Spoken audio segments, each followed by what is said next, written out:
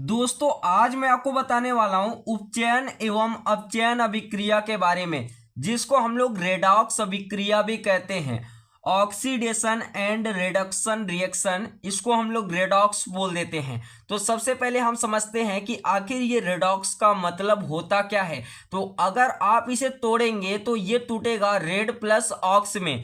तो दोस्तों रेड का मतलब होता है रिडक्शन, जिसको हम लोग अपचयन बोलते हैं, और ऑक्स का मतलब होता है ऑक्सीडेशन, जिसको हम लोग उपचयन या फिर ऑक्सीकरण बोल देते हैं। दोस्तों ये वीडियो खासकर क्लास 10th साइंस के चैप्टर नंबर 1 का टॉपिक है। और दोस्तों ये टॉपिक 2024 बोर्ड एग्जाम के लिए बहुत ही ज़्यादा इंपॉर्टेंट है। दोस्तों अगर आप इसे तैयार कर लेती हो तो समझ लो आपके 3 से 4 नंबर पक्के हो जाएंगे। दोस्तों आप देख रहे हो गुरुकुल के गुरुजी यूट्यूब चैनल, अगर नए हो तो सब्सक्राइब जरूर से कर लेना। तो चलिए अब हम बात करते हैं कि आखिर रेडॉक्स अभिक्रियाएं क्या होती हैं और उपचयन अपचयन अभिक्रियाएं क्या होती हैं। तो दोस्तों जब किसी पदार्थ में ऑक्सीजन की वृद्धि होती है तो उसका ऑक्सीकरण होता है। जब किसी पदार्थ में ऑक्सीजन जुड़ता है, ऑक्सीजन की वृद्धि होती है, तो हम कहते हैं कि उस पदार्थ का क्या हुआ है, ऑक्सीकरण हुआ है। ऑक्सीकरण को ही हम लोग उपचयन कहते हैं। और जब किसी पदार्थ में ऑक्सीजन का ह्रास होता है या फिर कमी होता है तो हम कहते हैं उसका क्या हुआ है, अपचयन हुआ है। मतलब दोस्तों अगर किसी पदार्थ में ऑक्सीजन जाके जुड़ रहा है, मतलब ऑक्सीजन की वृद्धि हो रही है, तो उस पदार्थ का क्या होगा, ऑक्सीकरण होगा। और अगर किसी पदार्थ में से ऑक्सीजन निकल रहा है, ऑक्सीजन की कमी हो रही है, तो उस पदार्थ का क्या होगा, अपचयन होगा। तो यहां पे एग्जांपल लिखा है दोस्तों, जैसे कॉपर था, कॉपर के साथ में ऑक्सीजन क्या हुआ, जुड़ गया, कॉपर ऑक्साइड बन गया। तो यहां पे ऑक्सीजन जुड़ा ना, तो इसका क्या हुआ, उपचयन हुआ। यहां पर पहले से कॉपर के साथ ऑक्सीजन था, लेकिन जैसे ही हाइड्रोजन आया सामने, तो यहां पे जो ऑक्सीजन है ये निकल के चला गया हाइड्रोजन के साथ, जल बना लिया। तो यहां पर अगर आप देखेंगे तो कॉपर में से ऑक्सीजन निकल गया। तो अगर ऑक्सीजन निकल गया तो ऑक्सीजन की कमी हुई, तो हम कहेंगे इसका क्या हुआ है, अपचयन हुआ है। तो अगर किसी चीज में ऑक्सीजन जाके जुड़ रहा है तो उसका उपचयन होगा। अगर किसी चीज में से ऑक्सीजन निकल के दूसरी चीज में चला गया और ये अकेला बच गया, तो हम कहेंगे इसका क्या हुआ, अपचयन हुआ।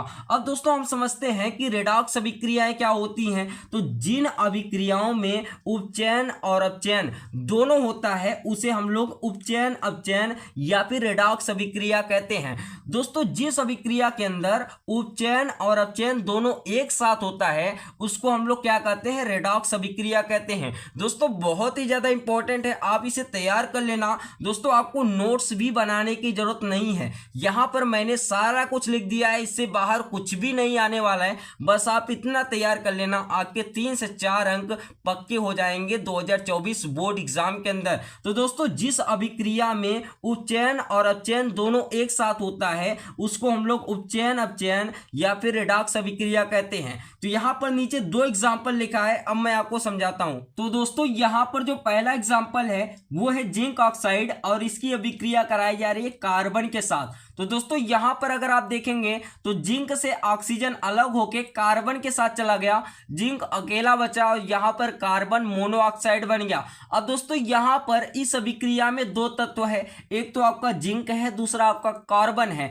अब दोस्तों अगर आप देखेंगे तो जिंक में से ऑक्सीजन निकल के कार्बन के साथ चला गया, मतलब जिंक में क्या हुआ है, ऑक्सीजन की कमी हुई है। तो ऑक्सीजन की कमी को हम लोग क्या बोलते हैं, अपचयन बोलते हैं। कार्बन यहां पे अकेला था, इस तरफ आया तो इसमें ऑक्सीजन आके जुड़ गया, मतलब कार्बन में क्या हुआ, ऑक्सीजन की वृद्धि हुई, तो हम कहेंगे कार्बन का क्या हुआ है, उपचयन हुआ है। वही सेम चीज यहां पे दूसरी वाली अभिक्रिया में हुआ है। यहां पे कॉपर ऑक्साइड था, जैसे हम इस पे हाइड्रोजन गैस प्रवाहित किए और थोड़ा सा गर्म किए तो क्या हुआ, यहां से ऑक्सीजन निकल के कॉपर में से हाइड्रोजन के साथ चला गया और जल बना लिया, कॉपर अकेला बचा। तो अब यहां पर अगर आप देखेंगे तो कॉपर में से ऑक्सीजन निकला, मतलब कॉपर में क्या हुआ, ऑक्सीजन की कमी हुई। ऑक्सीजन की कमी को हम लोग क्या बोलते हैं, अपचयन बोलते हैं। हाइड्रोजन में यही ऑक्सीजन जाके जुड़ा, मतलब हाइड्रोजन में ऑक्सीजन की वृद्धि हुई, तो ऑक्सीजन की वृद्धि को हम लोग क्या बोलते हैं, उपचयन बोलते हैं। तो दोस्तों आशा करता हूं कि आपको ये टॉपिक बहुत ही बारीकी से समझ में आ चुका होगा।